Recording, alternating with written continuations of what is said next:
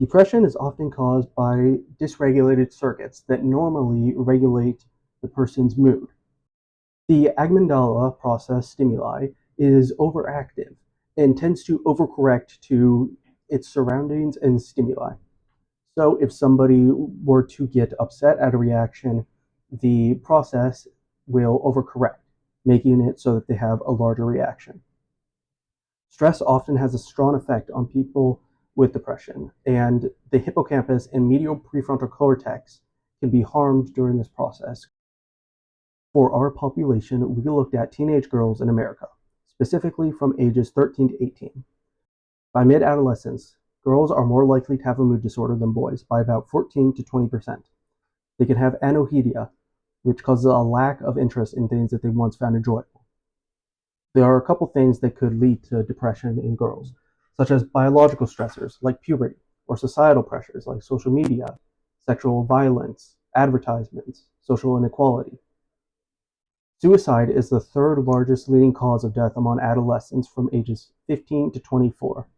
They can also develop eating disorders and have manic episodes. So here we're looking at some scholarly articles that we found and some data. And this first one is talking about the prevalence of depression among adolescents. And this article was interesting because not only did it talk about the depression in teen girls versus teen boys, but it also looked at a couple different demographics such as ethnicity and income and how they weigh in.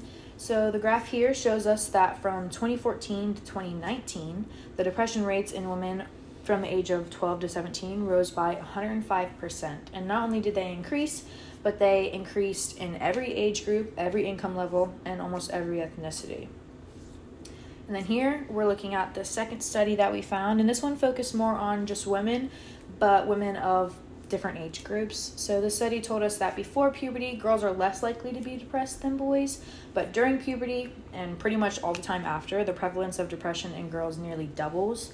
And this article also talks about how women experience increased hormone levels for longer throughout their lives than men. Some common idioms of distress in teenage girls in the US include, "I'm just stressed" or "I'm in a funk." These are usually prompted by familial, societal, and school expectations or pressures and can be indicative of depression, especially when we look at the diathesis stress model of depression and acknowledge that different amounts and types of stress can trigger depressive episodes in different people.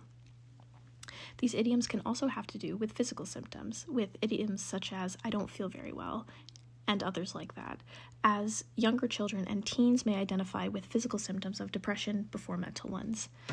2/3 of depressed teens visit their primary healthcare providers before diagnosis for migraine, stomach pain, and fatigue, all of which can be associated with depression.